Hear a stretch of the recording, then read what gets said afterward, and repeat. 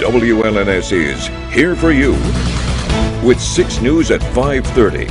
Thanks for joining us. I'm Darylyn Horn. Siobhan is off tonight. Let's start the clock on our first 6 minutes of news. Officials in Battle Creek say 2 officers shot and injured a man over the weekend, and police say it started around 2 p.m. on Sunday. Officers were called after receiving reports that a woman was assaulted by her boyfriend.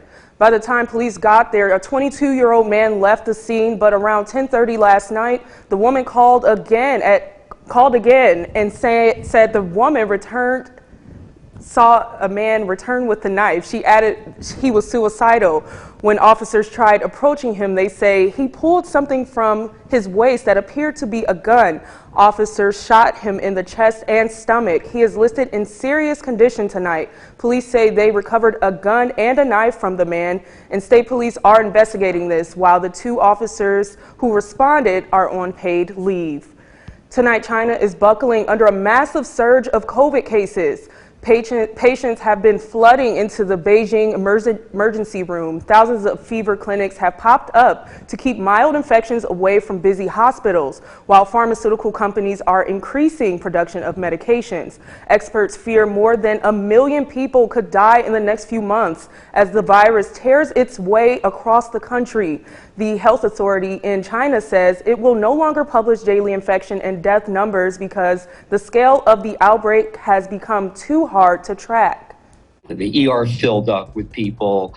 A lot of them got admitted to the hospital. They're not getting better in a day or two, so there's no flow.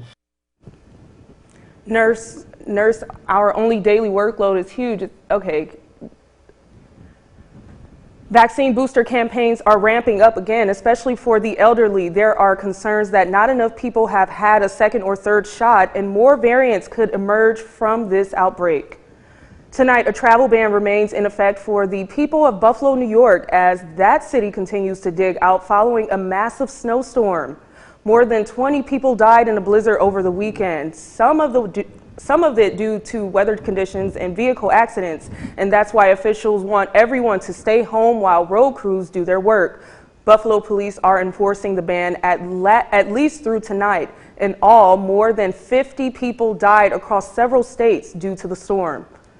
In Jackson, Mississippi, officials announced on Christmas Day that people needed to boil their drinking water. It happened after several pipes around the city burst due to the frigid temperatures. This comes months after the water system in Jackson partially collapsed following a storm. People were left without running water for several days. The Christmas Day announcement said crews were working to make repairs, but it didn't give an estimate on how long the advisory might last. Heavy snowfall blanketed areas of Japan. At least 11 people have died and more than 70 people injured in the storm.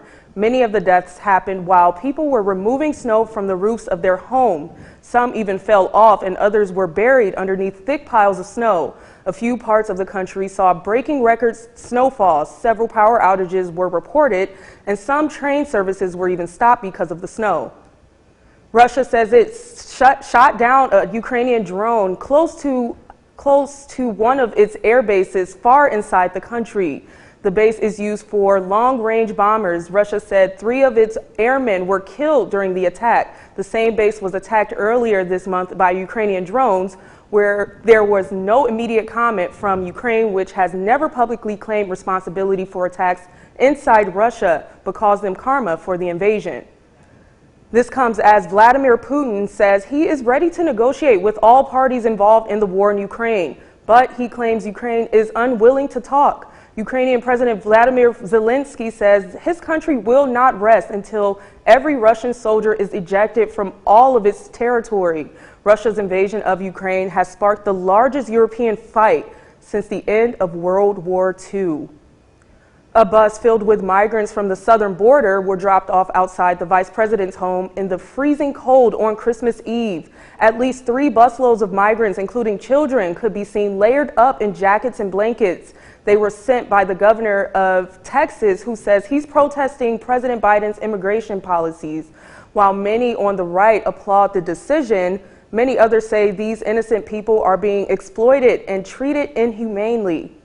It's been so cold that people, I step outside and they say, please, let me in, even if there's standing room only.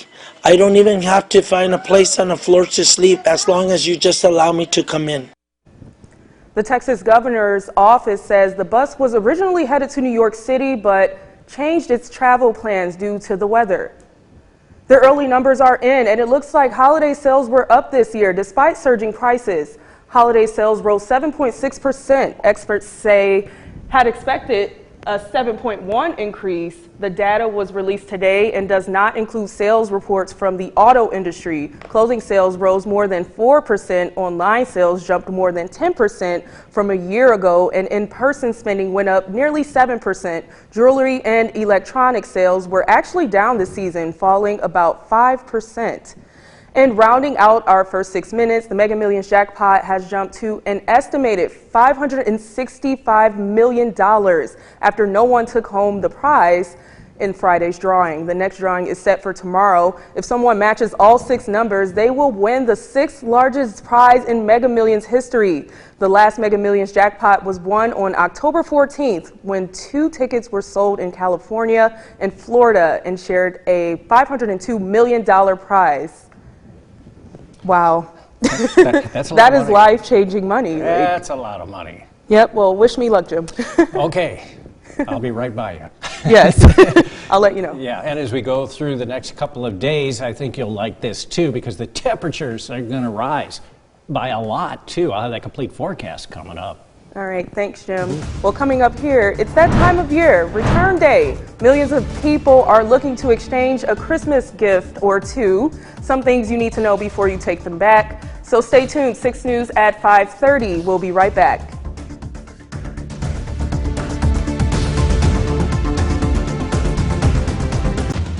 From Storm Tracker 6, this is Weather First, sponsored by Auto Owners Insurance. Simple human sense. Well, we continue with mostly cloudy skies, a little bit of some snow showers or flurries. Winds not too strong, as you can see by the flags right now in St. John's. But the temperature, yeah, it's still cold. 21 degrees right now, not too much of a breeze at this time. Taking a look over toward Grand Ledge right now, where it's right at 20 degrees. And again, from time to time, a few flurries. Taking a look at the Capitol Cam right now, you can see things are looking pretty nice here at 21 degrees with a west-southwest breeze, just 6 miles per hour.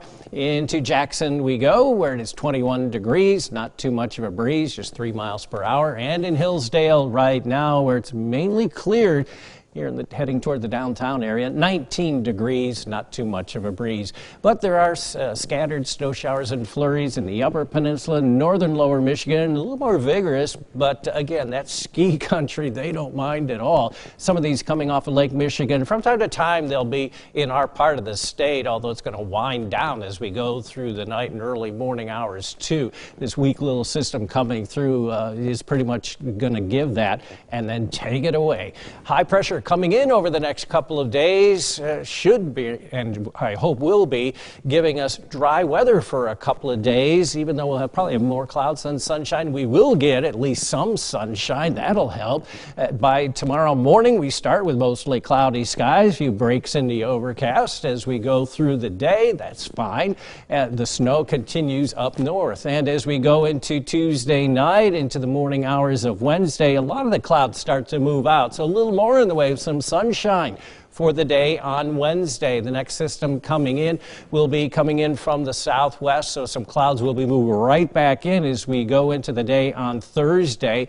And as we go into Thursday night and into Friday, we will get some rain here. Not snow, it's going to be rain, and we'll be in and off that as we go through the next couple of days after that, too. So what that means, it's going to be way above freezing. And you can always keep an eye on that with our Storm Tracker 6 app, too. It will tell you just how those temperatures are going to go. And right now, very slowly, they're going to go down. We're at 21 in Lansing and Charlotte and Marshall and Howell, St. John's, Ionia and Jackson, all 21 degrees. Mason at 20. So for tonight, mostly cloudy, a few snow showers or flurries, down to 13 degrees. Then for tomorrow, 26 degrees for the high temperature. We'll get a little bit of some sunshine, still mostly cloudy and not too much of a breeze on the 6-day forecast. Wednesday is the day we'll see more in the way of some sunshine. sunshine. Oh, and it's going to be above freezing too. You want more? We've got more. 47 on Thursday, 50 on Friday, and you can see we're going to get some rain out of that instead. So yeah, one or the other. I like them both, actually. We're going to see rain, not snow, because shoveling so much. I'm done with that for a while. Yeah, hopefully the rain can just kind of melt it away with the warmer temperatures. Yeah. And we can get lucky there. I agree. All right, thank you, Jim. What happens when a salon gets stuck? Find out a little later, and check this out. We'll have much more on that, and we'll see you guys back here on 6 News at 5:30. Now to those post-holiday returns. If you plan to send that gift back or exchange it, there's a few things you need to know. Becky Borley takes a look at some new trends when it comes to return policies and how you can make the whole process a little easier. This morning, millions of Americans contemplating the arduous task of returning a gift. The National Retail Federation reporting that returns nearly doubled during the pandemic. $218 billion worth of online purchases were sent back, and the return rate is estimated to stay in that elevated range. Now, retailers are responding. So we're seeing this year that return policies have gotten a little bit less generous than we've seen in years past. Policies like shortening the return window, charging restocking fees, or telling shoppers they'll have to pay for shipping. Retailers like Anthropologie, LL Bean, charging roughly $6 to mail in most returns. But one tip to avoid those fees: don't mail it, return the item in store. If you bought online and you're returning in store, have as much information as you possibly can when you're returning that item, and you'll have the best bet of having an easier time dealing with customer service. And good news, the process of returning items purchased online has gotten a lot easier. For gifts purchased on Amazon, initiating an online return triggers lots of options, like at-home UPS pickup, dropping the item, in many cases totally unboxed, at a UPS store, or returning in-store at Kohl's or Whole Foods. For Walmart.com, start the return on their website, and you can schedule a pickup, take it to a physical Walmart store, or drop it off at a FedEx store. And the most important thing to remember: so when you're thinking about returning something, it's really important to keep your timeline in mind. Try to get it done within January if possible. A matter of a week or 10 days could be the difference between exchanging for something you really want or being stuck with something you really don't want.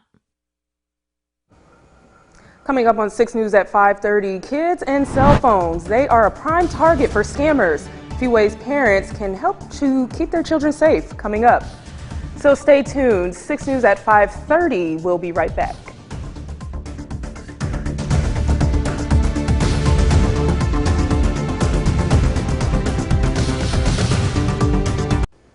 Welcome back. 1 in 3 Americans say they've fallen for a phone vulnerable. Adriana Diaz is here for you now with a few ways you can protect your children in tonight's Mondays for Moms.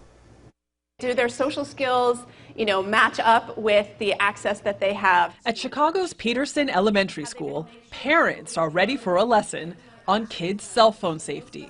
Devorah Heitner wrote the guide Screenwise. We should ask our kids permission before we share their picture. Creighton Berman just gave his 12-year-old a phone. Linda Gibson's 13-year-old has one too. Our kids aren't always able to distinguish what's real and what's reliable, and so that's been my main concern. My son uses Discord, which is what is that? It's like a Slack, but for any interest. It's fairly anonymous. We talk about it a lot, but that is one that makes me kind of nervous. What should parents know to try to keep them safe? Anyone who's trying to exploit your child sexually, emotionally, financially, they will use those threats to isolate them and scare them. If your child knows they have a safe person in you and that you will fight for them and be on their side, they're much less vulnerable. Heitner also suggests removing phones at bedtime, using parental controls to limit screen time and apps, researching apps your kids want on sites like Common Sense Media, not allowing headphones during games where your child can chat, and modeling good behavior. Ultimately, I believe that mentoring is more powerful than monitoring. We want to teach them how to do the right thing. And we've had a lot of conversations about even just pictures that kids post on social media. For his phone, I think what we're going to do is limit it to just texting and phone calls. We'll probably find ways around it. So I think open dialogue is really the biggest thing. It's all you can really do. Adriana Diaz, CBS News. Up next, a swan gets rescued from a sticky situation. Check this out is next. Plus, Jim will have a final look at your forecast. Thank you for watching 6 News at 5:30.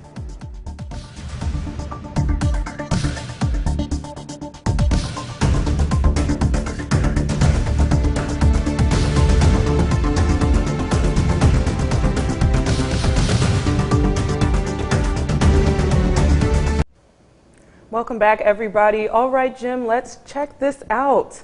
A swan got stuck on a partially frozen lake. It happened in Orion Township, not far from Clarkston. Crews were not sure if the swan was injured or if it was frozen to the ice. Oakland County Sheriff's Office used a hovercraft to help get him out. The swan did suffer a leg injury and it was taken to the Oakland County Animal Control for treatment. Good thing. I like that, yeah. And even it's practice, too, for them. 2 in 1. How about that? All on the good days. All right, how about us? Are we going to have a good day? I hope so. Well, better than the last few we've had, huh? And we're going to warm up. If you like warm weather, it's coming. Now, this morning, or tomorrow morning, I should say, we're down to 13 degrees. And then tomorrow up to 26, a little bit of sunshine, a little bit more in the way of sunshine on Wednesday, and above freezing. 37 degrees. What's that? And 37 degrees. And then 47 on Thursday. And for Friday, that's when we start to get rain, not snow, for Friday, Saturday, Sunday, and even into next week, too. We're going to be rain, not snow. All right. I love to see it.